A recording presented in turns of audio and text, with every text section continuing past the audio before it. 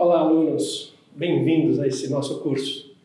Essa é a primeira aula do curso que nós chamamos de Cálculo de Várias Variáveis com Aplicações em Finanças. Eu já vou explicar a escolha deste tema. Bom, vocês já conhecem, eu sou o professor Cláudio Possani, e esse curso é uma parceria, né? Ele é patrocinado pela Bahia Asset Management. E é um projeto novo, tanto na minha carreira quanto neste mundo onde nós atuamos, nesse mundo das finanças.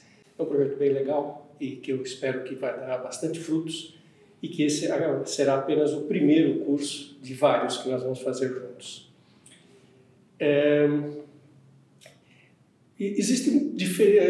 Enquanto eu conversava com a Bahia Asset, com a equipe deles, qual seria a melhor estratégia, né, que projeto de curso oferecer para vocês? Existem diferentes possibilidades de cursos.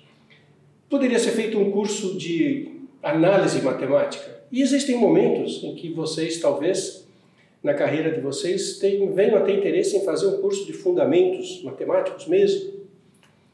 Existem momentos em que vocês precisam de um curso muito mais tecnológico, lidar com aplicativos, com softwares, que podem ser até caixas pretas, mas você naquele momento está precisando de uma informação, de um treinamento, de uma capacitação bastante pontual. Nós não vamos fazer nenhuma coisa nem outra. Nós vamos fazer um curso que tenha a seguinte proposta. Ele é um curso de conhecimento matemático, ele é um curso de conceitos. Mas ele é um curso de conceitos matemáticos em que eu vou apresentar os conceitos e discutir com vocês, pensando que vocês são usuários, né, são pessoas que vão usar esses conceitos dentro do mercado financeiro. Principalmente nas modelagens que vocês estarão fazendo ao longo das próximas etapas da carreira de vocês. Então a minha ideia é discutir conceitos matemáticos com um certo nível de cuidado e mostrar como que a compreensão desses conceitos pode ser aplicada. E as aplicações serão exemplos ligados a problemas práticos, a problemas que digam respeito ao mundo de vocês, a modelagens que vocês fazem no dia a dia do trabalho de vocês. Colocado esta ênfase, como é que nós vamos, por que o curso vai ter, o enfoque que vai ter, isso explica por que eu não estou aqui cheio de tecnologia. Porque elas não são necessárias nesse momento. Nesse momento, o que é importante é eu vou escrever aqui uma fórmula na lousa e vou discutir o conceito que está por trás com vocês. Bom, e existem vários temas e nós vamos começar esse curso que nós estamos começando hoje. A ênfase vai ser em cálculo de várias variáveis com aplicações em finanças. Tá? Existem muitas aplicações em finanças, em economia, feitas com funções de uma variável. Existem abordagens estatísticas, estocásticas para problemas de economia, de finanças. E nós escolhemos, então, para este curso, essa temática. Eu vou falar de funções de várias variáveis, olhando esse mundo em que vocês trabalham. Mesmo feito este foco, ainda tem diferentes abordagens possíveis. Existem duas ideias absolutamente fantásticas, ricas em aplicações, ideias que são extremamente elegantes, bonitas e riquíssimas em conteúdo científico, tecnológico, que são as duas ideias fundamentais do cálculo. Uma é a ideia de taxa de variação, que leva ao conceito de derivado, que é extremamente rico, que é o que nós vamos abordar nessas nossas aulas. E existe uma outra ideia que está mais ligada ao conceito de integral, que pode ser apresentado a partir da ideia de área, ou da ideia de médias, ideias de somatórias, que também é uma ideia central dentro do cálculo. As integrais se aparecerão às vezes nas nossas aulas, mas vocês vão observar que a maior parte do tempo eu vou estar falando em taxa de variação. Meu grande objetivo é que fique assim, bem claro para vocês o que é uma derivada parcial, o que é uma diferencial e como que elas aparecem quando você vai usar matemática de uma forma mais profunda, quando você vai usar a matemática como um usuário que domina a matemática e que consegue formular propostas, muitas vezes inovadoras, usando esse conceito. Tá ok? Então, esse é o escopo onde nós vamos trabalhar. Certo? Então, vamos falar de taxa de variação. Taxa de variação que tem a ideia de derivada. Eu vou falar muito rapidinho de taxa de variação em uma variável, mas o que eu quero mesmo é passar para várias variáveis. Então, o que quer dizer que quando eu falo que estou falando de várias variáveis, eu estou pensando na seguinte coisa. Você tem um problema que ao você equacionar, ao você abordar, você tem uma grandeza que você vai analisar que depende por uma relação funcional, por alguma fórmula, por alguns condicionamentos, né, algumas condições de contorno, algumas interpretações, de outras variáveis. O número de variáveis aqui pode ser 2, pode ser 3, e a abordagem é muito parecida quando a gente fala com 2 variáveis e com 3. Muda muito do caso em que a gente fala de uma variável. Quando tem uma coisa de uma variável, que é o cálculo básico, né, que a gente chama de cálculo inicial, a teoria segue de um jeito. Quando a gente aumenta o número de variáveis, a teoria muda muito. E fazendo com 2 ou 3 variáveis, é muito parecido. E eu vou começar então mostrando para vocês onde que muda, o que pega. Onde é que o salto de uma para 2 variáveis muda totalmente a maneira como a gente aborda esses problemas. Em uma variável, a gente tem aquele conceito de derivada. Quando você tem uma função que depende de uma variável só, a gente tem o conceito de derivada, que é o conceito de taxa de variação. Pode ser indicado de várias formas, né? Pelo símbolo de linha, ou aquele símbolo que não é nenhuma letra, del F, del X, por ponto x0. Quando é uma variável, a gente costuma escrever df, dx. Del F é quando já vai fazer a mesma ideia em mais variáveis.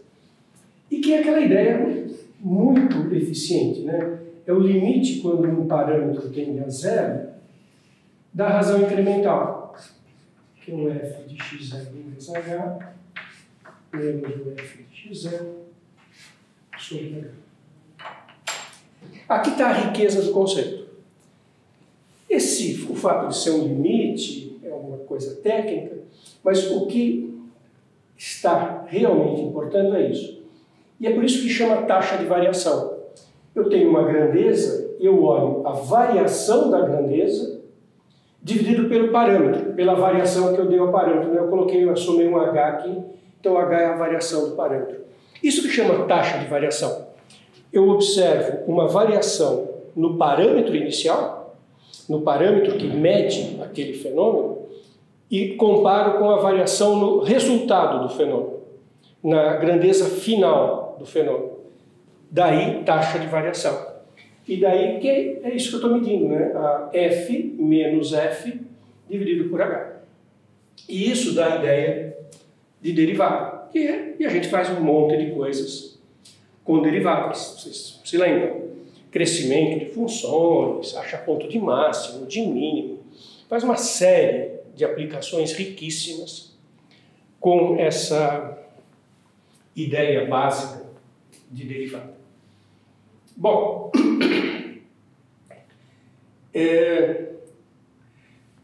algumas interpretações, né? Quando isso aqui mede posição, é a variação da posição no tempo que vai levar à velocidade. Se isso é velocidade, é a variação da velocidade no tempo que vai levar para a aceleração. Se isso é preço, variação do preço no tempo vai levar para a inflação. E montes de conceitos. Uma coisa que vale a pena ter em mente, por uma aplicação que a gente vai trabalhar com ela daqui a pouco, é o significado geométrico disso, que também é muito útil. significado geométrico desse número é o seguinte. Nós temos grandezas que nós estamos analisando, e uma dessas grandezas pode ser representada graficamente e gera uma curva. Quando eu fixo um ponto e olho o que esse número significa, o derivada no ponto, ele significa o coeficiente angular da reta tangente. Então, a reta tangente a esse gráfico, dessa grandeza f, no ponto x0, o coeficiente angular daquela derivada. Quer dizer que se eu quiser escrever a equação da reta tangente, que passa pelo ponto x0, y0, eu escrevo y menos y0, x menos x0, igual a derivada no ponto, e isso é a equação da reta tangente. Uma coisa que daqui a pouquinho eu vou voltar a falar um pouquinho mais, que é extremamente importante, é a ideia de aproximação linear. Então daqui a pouco eu volto a falar disso. E o que está aqui, por que esse conceito acaba sendo útil de forma tão forte? Por causa do seguinte: a função muitas vezes é muito complicada. Eu vou dar exemplo para vocês ao longo dessas primeiras aulas. Ela é muito complicada. A reta tangente é muito simples. E quando nós estamos em vizinhanças do ponto, as duas são muito próximas. Então, quando eu vou resolver um problema real, muitas vezes é muito difícil trabalhar com a função real, e o que eu faço é migrar para a aproximação pela tangente, que a gente chama de aproximação pela diferencial. Quer dizer que muitas vezes o que eu uso daqui é que, por conta dessa igualdade, se eu chamar esse y de f de x0 mais h, o y0 de f de x0, o x menos x0 é o acréscimo h, igual a f' de x0, o que eu estou dizendo é que o limite é a derivada, né? Então, isso, no limite, quando h tende a zero, exatamente é igual a isso para o limite da f. Na reta tangente é igual, mas aí não é a f. Então, para a reta tangente com y, isso é igual. Para f, é quase igual. E aí que vem a riqueza, porque daí eu posso escrever que o valor da minha função no x0 mais h é aproximadamente igual o valor no x0 mais a derivada vezes o h. Isso é a grande riqueza. Isso chama-se diferencial da f. E é a aproximação de ordem 1 de uma função qualquer. Eu vou fazer mais detalhes dessa grande ideia. Então, mas quando a gente faz taxa de variação, quando a gente faz derivada, é isso que a gente tem em mente. Tá? Eu vou ser mais preciso, dar um pouquinho mais de detalhe disso. Mas esse é o cenário, é isso que eu quero conseguir fazer. Aí eu mudo para duas variáveis. E eu quero fazer a mesma coisa. Então, o que eu quero fazer? Eu quero reconstruir as ideias do cálculo nesse contexto em que eu tenho mais de uma variável. Esse é o meu grande objetivo. Então, introduzi a ideia de derivada, a ideia de aproximação pela função linear, que é mais simples, a diferencial, essa coisa aqui que aproxima uma função numa vizinhança. Eu quero ser capaz de fazer essas construções em várias variáveis. E aí, então, eu vou olhar como é que isso funciona. Então, como é que funcionaria isso para funções de várias variáveis?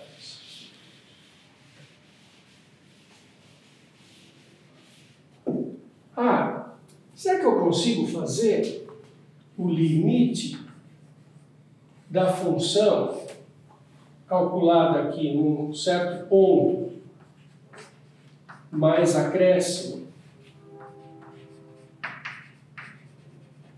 menos a função do ponto dividido pelo acréscimo? Foi isso que a gente fez em uma variável. Isso que eu gostaria de fazer em variável. Essa é a ideia de taxa de variação. Essa é a ideia de derivada. Só que agora o acréscimo, como é que vai ser isso? Eu estou com várias variáveis, mas o que é esse mundo de várias variáveis? Vamos olhar um pouquinho. E nós vamos fazer exemplos, né, ao longo das nossas aulas, concretos, em que temos mais de uma variável no modelo de Cobb-Douglas, modelo do transporte, modelo de Black-Scholes. São modelos que eu vou mostrar para vocês nas aulas, em que são várias variáveis que impactam a variável que a gente quer analisar. Bom, o que está acontecendo aqui é o seguinte: eu tenho uma grandeza que depende de mais de uma variável. Tipicamente a gente representa isso num sistema de coordenadas espacial. E o domínio está aqui com duas variáveis, x, y, e eu tenho uma grandeza, que é aquela que eu quero analisar, cujo gráfico habita um espaço com mais dimensões, né? O domínio onde as variáveis independentes estão variando está aqui no domínio x, y, e a minha grandeza toma valores no eixo z. E o conjunto dos pontos que formam o gráfico é uma superfície, né? É algo assim espalhado no espaço. E eu quero então entender a ideia de derivada. Eu olho um ponto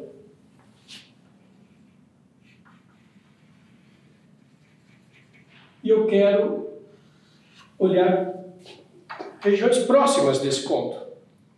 Ou seja, eu quero dar um acréscimo. Mas o que é um acréscimo nesse contexto? Um acréscimo nesse contexto seria algo assim. Eu tenho a minha f calculada num ponto x0, y0. Eu dou um acréscimo, que é um h, k, porque é um ponto do plano, eu somo um ponto do plano, vou parar num ponto vizinho, menos f no x0, y0. E eu não consigo dividir por HK, porque HK não é um número real. HK é um par ordenado. O máximo que eu poderia interpretar é que ele é um vetor. E eu não tenho como dividir por vetor. Vetor é uma entidade, né, pela qual a gente não consegue fazer divisão. Então, essa tem uma tentativa ingênua de fazer taxa de variação, fazendo a variação da grandeza dividida pelo acréscimo. Ela não tem fundamento, porque o acréscimo é um vetor, o acréscimo é um par ordenado. Não tem como fazer a divisão pelo acréscimo. Parênteses rápido. Em dimensão 2, eu ainda poderia tentar pensar que isso é um número complexo e fazer a divisão por número complexo. É possível, gera um outro cálculo, chama funções analíticas, funções de variável complexa, que é um cálculo bem diferente do cálculo tradicional. E ele não é tão rico em aplicações assim, concretas, por exemplo, em finanças. Ele não leva a aplicações muito significativas. E pior, se fosse duas variáveis, eu conseguiria interpretar como um número complexo. Né? Porque o número complexo depende de dois parâmetros, o A mais BI. Mas se forem três variáveis, aí não tem chance nenhuma de ser número complexo. Então, não consigo dividir pelo acréscimo. E isso parece uma coisa, de um lado, meio ingênua, do outro lado, meio complicada, mas é com ela que nós temos que lidar. Não dá para dividir pelo acréscimo. Então, o que é que a gente faz? E aqui, a abordagem é muito bonita. Eu vou tentar, então, primeiro a abordagem mais ingênua. Eu não posso dividir pelo acréscimo porque o acréscimo é vetor. Então vamos fazer assim. Eu estou aqui no ponto x0 e y0, no meu domínio.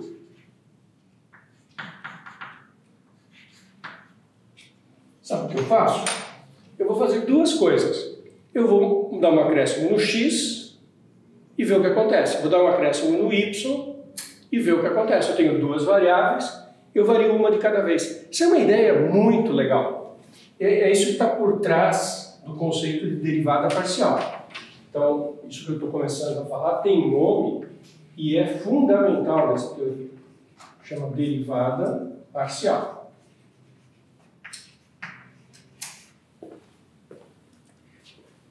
E essa que é indicada por aquele símbolo del, que não é nenhuma letra. As pessoas costumam pensar que aquilo é uma letra grega, mas aquilo é só o símbolo que foi inventado. Então eu faço o seguinte, olha que bonitinho. Eu faço o limite para h tendendo a zero, igual eu fazia com uma variável, da razão incremental, f de x0 mais h y0, menos f x0 y0, dividido por h. Eu, na verdade, fixei o y0, fiz uma variação só no x, então tem uma variação na variável x, e aí ficou como se fosse uma variável só, e eu faço a mesma forma na derivada de uma variável, que é tão eficiente, que é uma coisa que tem toda aquela teoria que funciona super bem do cálculo básico, gráficos de funções, máximo, mínimo, tudo aquilo. Geometricamente, o que eu fiz foi o seguinte, como eu fixei o y0, então eu não estou variando o y0, eu estou variando no x. Então, os meus pontos estão se deslocando, esses pontos x0 mais h e y0, eles estão se deslocando nessa retinha aqui no domínio. Todos os pontos y ficam fixados no y0 e eu vario x. Lá no gráfico da função, isso significa uma curva que passa pelo f de x0 e y0, e o problema virou um problema unidimensional. Vira igualzinho derivada comum, só que o problema está sendo colocado em cima de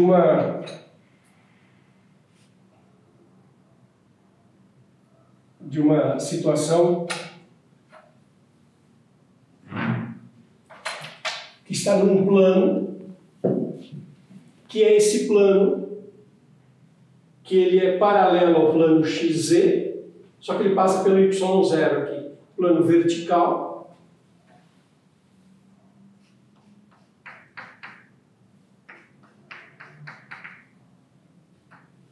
Isso aqui é uma função de uma variável neste plano, com domínio variando o x aqui. E aí eu faço a derivada igualzinho.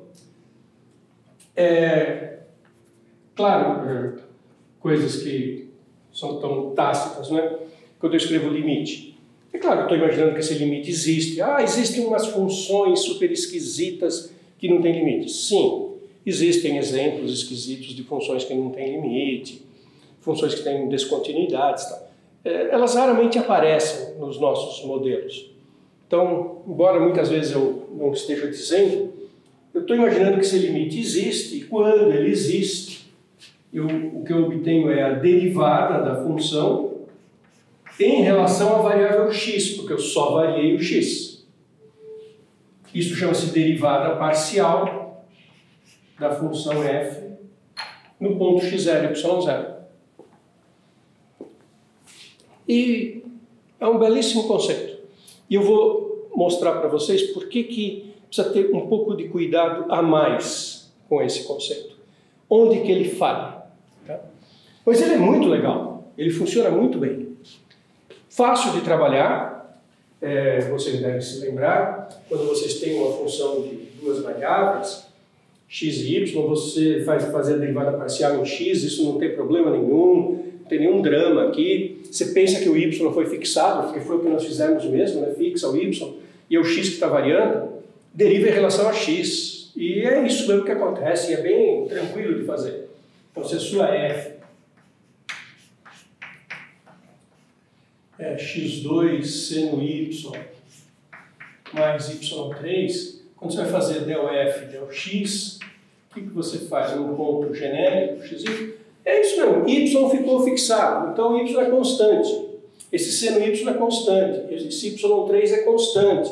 Como é que você deriva uma constante? A constante y3 tem derivada zero. Como é que você deriva a constante vezes x2? 2x vezes a constante.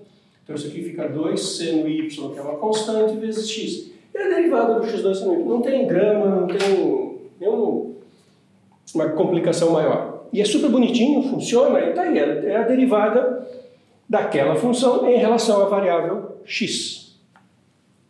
Isso chama derivada parcial. Isso é o primeiro conceito com o qual a gente vai trabalhar. Eu também faço a derivada parcial em relação a y. O que é a derivada parcial em relação a y nesse ponto x0, y0? Então, vou fazer o limite para k tendendo a zero.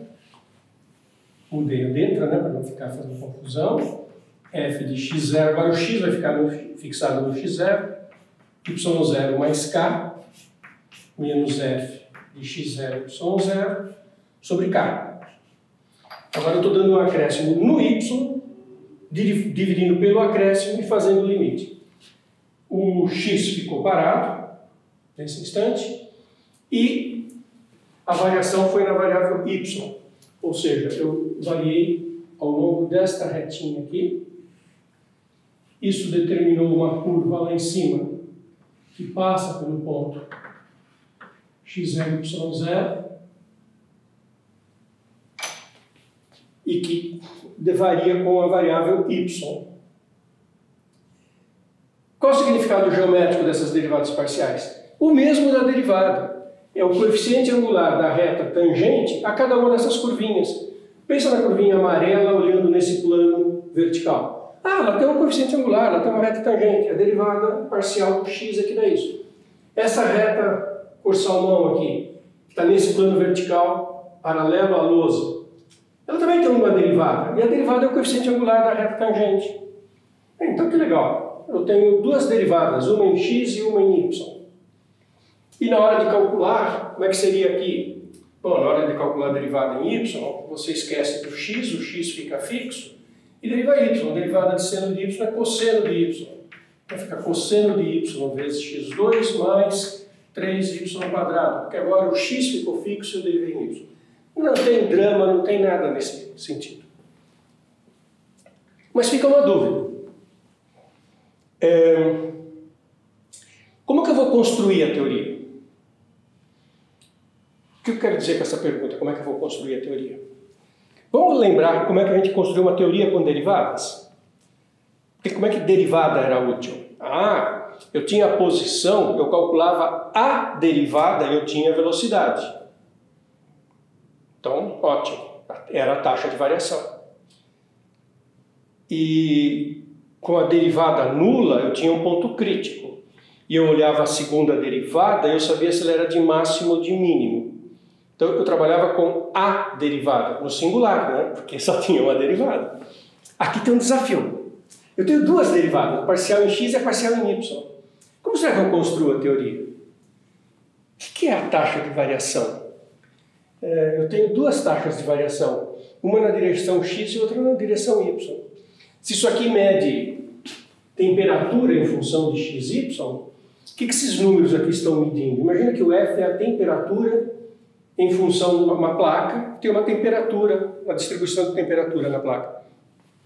Isso mede o que é a variação de temperatura mesmo. Se eu estiver andando na placa na curvinha amarela, eu vou ter uma percepção de variação de temperatura. Se eu estiver andando na curvinha salmão, eu vou ter uma outra percepção de variação de temperatura, porque a variação está diferente. Dependendo do gráfico dessa função, essa variação aqui poderia ser muito mais intensa. Então, se eu estou andando numa curva ou na outra, eu tenho diferentes percepções de variação de temperatura, que são dadas por essas derivadas parciais. Mas eu precisava de uma coisa para substituir a ideia de derivada. Porque eu tenho duas derivadas. E como é que eu substituo a ideia de derivada? E é pior que só a existência dessas duas derivadas é uma coisa que é muito pobre. Agora eu vou filosofar por um segundo. Eu olhei a taxa de variação em duas direções, as duas direções mais importantes. Sim, que legal. Eu olhei na direção x, né, variei o y, na direção y aqui, e na direção x. Então, será que eu consigo entender o comportamento dessa função, olhando o comportamento dela em duas direções?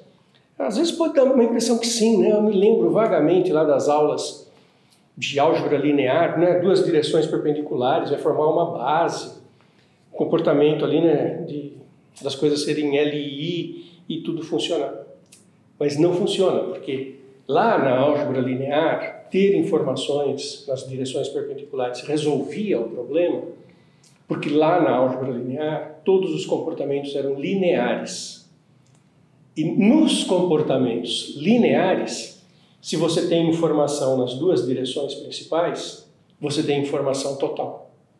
Essa é a riqueza que dá a álgebra linear, essa é a riqueza dos fenômenos lineares, que por um lado é ótimo e por outro lado é restritivo, porque veja, fenômenos lineares, você conhecendo o que acontece nas direções principais, você sabe tudo.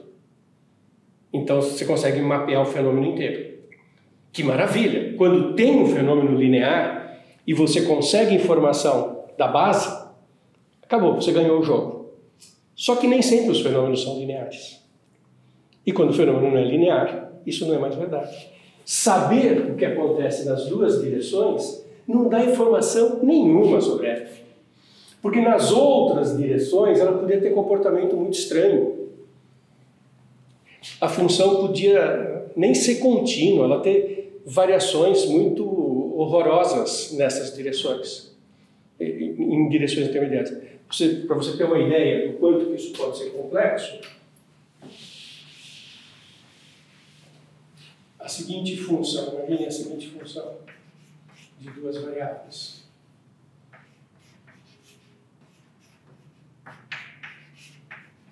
Fórmula super simples, xy, x2 mais y2, grau 2 em cima, né, porque é grau 1 vezes grau 1, grau 2, grau 2. Parece ser uma fórmula super simples. O gráfico dessa função ele já traz uma surpresa. Uma surpresa muito bonita. Olha que bonitinho. Quando o x é zero, x0, eixo y, a função dá zero, porque é zero aqui, fica y sobre y2, mas tudo multiplicado por zero em cima, dá zero. Então o meu gráfico passa por aqui. Quando y é zero, o gráfico passa por aqui. Assim, a função não está definida no 0, 0, né? Porque ficaria zero no denominador. Mas é uma função cujo gráfico passa nos eixos. Mas olha o que acontece se eu pegar a reta y igual a x. Se eu fizer y igual a x, aí a minha função calculada num ponto x, em que a abscissa e a ordenada são iguais, fica x2 mais x2, porque o y é igual a x, x2 sobre 2x2, meio, constante igual a meio. Olha que coisa surpreendente. Sobre essa reta, a função vale meio. Ou seja, essa função é extremamente descontínua. Ela tem um comportamento muito irregular. O gráfico dela sai de zero, sobe até o meio, depois volta para zero lá embaixo. Então vai ter uma onda aqui que ela sobe e depois desce. E nessa onda, ela vai valendo meio. Então imagine que você está se aproximando de zero. Se você se aproxima de zero por essa reta, você está indo para a origem. Se aproxima de zero por essa reta, está indo para a origem. Mas se você se aproxima de zero por essa reta, você está indo para o ponto meio. Então tem um comportamento de saltos, por uma forma super simples, e que ela dá saltos super desagradáveis. E observe que ela tem derivada parcial na origem. Se você pegar a derivada parcial em relação a x e y, dá zero. Porque a função é constantemente nula, a reta tangente, que é o gráfico nesse ponto, é zero mesmo, a reta horizontal, derivada zero. A função é totalmente nula sobre os eixos. F calculado no ponto 0, y ou x, 0, ela é nula, então a derivada dela em x ou y vai dar sempre zero. É só fazer a conta. Então, a derivada parcial, ela falha numa coisa, e que é muito rica, muito bonita de perceber. Ela dá informação nas direções principais. Mas se eu estou querendo estudar fenômenos que não são lineares, o que vai acontecer no meio do caminho pode não ter nada a ver com o que acontece nas direções principais. A derivada parcial é muito boa para medir nas duas direções principais. Se o fenômeno for linear, ganhamos o jogo, mas se ele não for linear, nós não ganhamos nada. Então, a existência de derivadas parciais é pouco, não me garante nada, é diferente de função de uma variável, que a existência, lá no cálculo 1, uma variável, quando existe a derivada, eu automaticamente sei que a função é contínua, eu automaticamente sei que tem reta tangente, eu automaticamente sei que a reta tangente dá uma aproximação de ordem 1 para a função. É tudo automático. Aqui, eu posso ter duas derivadas parciais, como nesse caso, que elas são nulas, e a minha função ter um comportamento muito difícil, muito ruim. Então esse é o primeiro fato. A existência de derivada parcial não resolve. E eu ainda não achei um substituto para a palavra a derivada, no singular, que seria o objeto para a gente olhar, para falar, agora eu tenho um candidato aqui para olhar e falar, se isso aqui for zero, eu tenho ponto de máximo, esse tipo de análise. Tá? Então, só as derivadas parciais é muito fraco. Elas não resolvem o problema de se analisar, de se entender bem uma função. Então, esse é um ponto delicado. Tem uma tentativa de melhorar isso, que é fazer a derivada direcional, que é olhar direções. Ao invés de fazer só nas direções principais, fazerem mais direções para ver o que acontece. Para ver se a gente consegue fazer uma boa detecção do comportamento da função. Eu vou então apresentar esse conceito para vocês e mostrar que ele também não resolve. E daí eu vou ter que voltar para buscar o que é que resolve. Tá? E esse é um fundamento importante para vocês terem.